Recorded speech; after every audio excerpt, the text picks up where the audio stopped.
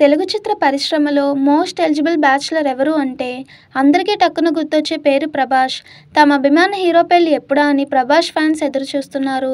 తాజాగా శుక్రవారం ఉదయం డార్లింగ్స్ ఫైనల్లీ నా జీవితంలోకి చాలా ప్రత్యేకమైన వ్యక్తి రాబోతున్నారు, వేచి చూడండి అంటూ ఇన్స్టాగ్రామ్లో ప్రభాస్ పెట్టిన పోస్ట్ వైరల్గా మారింది. ఈ పోస్ట్ పెళ్లి గురించేనా, ఆయన పరిచయం చేయబోతున్న ప్రత్యేక వ్యక్తి ఎవరు అనే చర్చ జరిగింది. కాగా శుక్రవారం సాయంత్రం ప్రభాస్ సోషల్ మీడియా ద్వారా డార్లింగ్స్ బుజ్జిని మీకు పరిచయం చేయడానికి ఆసక్తిగా ఎదురుచూస్తున్నాను అనే పోస్ట్ మళ్ళీ షేర్ చేశారు. దాంతో ప్రభాస్ పెట్టిన ఈ రెండు పోస్టులు కల్కి సినిమా ప్రచారంలో భాగం అనే టాక్ తెరపైకి వచ్చింది. ఈ చిత్రంలో భైరవ్ పాత్రలో ప్రభాస్ నటిస్తుండగా బుజ్జి పేరుతో పాత్ర ఉంది. ఆ బుజ్జి ఎవరు అనేది ఈరోజు సాయంత్రం తెలిసిపోతుంది. ఇక నాగ్ అశ్విన్ దర్శకత్వంలో అశ్విని దత్ నిర్మిస్తున్న కల్కి జూన్ 27న విడుదల కానుంది. టీమిండియా కెప్టెన్ రోహిత్ శర్మకు ఐపీఎల్ 2024 చేదు అనుభవాలను మిగిల్చింది. సీజన్ ఆరంభానికి ముందే ముంబై ఇండియన్స్ ఫ్రాంచైజీ అతని కెప్టెన్సీ నుంచి తొలగించి సారథ్య బాధ్యతలను ఆల్రౌండర్ హార్దిక్ పాండ్యాకు అప్పగించింది. గుజరాత్ టైటన్స్ నుంచి భారీ మొత్తానికి పాండ్యాను ట్రేడ్ చేసుకొని మరీ 5 సార్లు ట్రోఫీ అందించిన రోహిత్ శర్మపై వేటు వేసింది. ఇది ఇలా ఉంటే బ్యాటర్గాను హిట్ మ్యాన్ ఈసారి తన స్థాయికి తగ్గట్లు రాణించలేకపోయాడు. ఇక Mumbai Indians head coach mark Boucher సైతం తాజాగా ఈ విషయంపై స్పందించాడు. లక్నోతో శుక్రవారం నాటి మ్యాచ్లో ముంబై ఓడిన అనంతరం అతడు మీడియాతో మాట్లాడాడు. ఈ సందర్భంగా రోహిత్ శర్మ భవిష్యత్తు గురించి ప్రశ్న ఎదురైంది. తదుపరి ఏమిటని అడిగాను.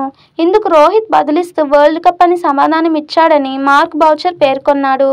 అతడి వ్యాఖ్యలను బట్టి రోహిత్ శర్మ వచ్చే ఏడాది ముంబైని వీడటం ఖాయమని ఫిక్స్ అయిపోయారు అతడి అభిమానులు. లోక్సభ ఎన్నికల్లో హ్యాట్రిక్ విక్టరీపై బీజేపీ కన్నేసింది.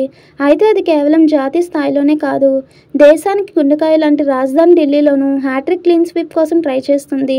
2014-2019 లోక్సభ ఎన్నికల్లో ఢిల్లీలో 7 సీట్లకు 7 సీట్లు కాషాయం పార్టీని గెలుచుకుంది. అయితే ఈసారి ఇక్కడ బీజేపీ భారీ ప్రయోగానికి దిగింది. ఢిల్లీలో ఈ నెల 25న లోక్సభ ఎన్నికల పోలింగ్ జరగనుంది. మొత్తం 7 సీట్లలో 6 సిట్టింగ్లను పక్కన పెట్టేసింది. నార్త్ ఈస్ట్ ఢిల్లీ నుంచి మనోజ్ తివారీ మాత్రమే టికెట్ దక్కించుకోగలిగారు.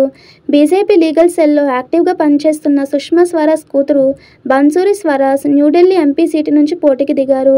గతంలో సుష్మా స్వరాజ్ ఢిల్లీకి ముఖ్యమంత్రిగా పనిచేయడం బన్సూరికి కలిసి వస్తుందని బీజేపీ భావిస్తుంది. సూర్య కథానాయకుడిగా కార్తిక్ సుబ్బరాజు దర్శకత్వంలో ఓ చిత్రం రూపొందుతున్న సంగతి తెలిసిందే.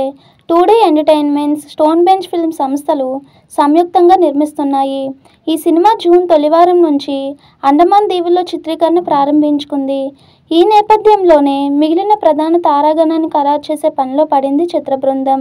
ఇందులో భాగంగా సూర్యకు జోడీగా పూజా హెగ్డేను ఖరారు చేసినట్లు సమాచారం. ఇప్పటికే ఈ విషయంపై ఆమెతో సంప్రదింపులు పూర్తయినట్లు తెలిసింది.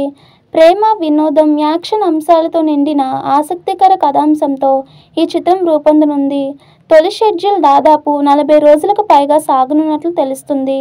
దీంతో మలయాళ నటుడు జోర్జ్ జార్జ్ ముఖ్య పాత్రలో కనిపించనున్నారు. సంతోష్ నారాయణన్ సంగీత దర్శకుడికి వ్యవహరిస్తున్నారు. ముంబై ఇండియన్స్ కెప్టెన్ హార్దిక్ పాండ్యాకు భారత క్రికెట్ నియంత్రణ మండలి భారీ షాక్ ఇచ్చింది. 30 లక్షల జరిమానాతో పాటు తదుపరి మ్యాచ్కు దూరంగా ఉండాలని నిషేధం విధించింది.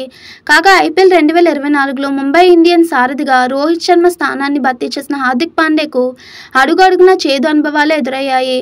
రోహిత్ స్థానంలో వచ్చినందుకు సొంత జట్టు అభిమానుల నుంచే చీత్కారాలు, కెప్టెన్గా తీసుకున్న నిర్ణయాల కారణంగా విమర్శలు ఎదుర్కొన్నాడు. ఫలితంగా ఈ సీజన్లో ప్లే ఆఫ్స్ రేసు నుంచి నిష్క్రమించిన తొలి జట్టుగా ముంబై పరాభవం మూటగట్టుకుంది.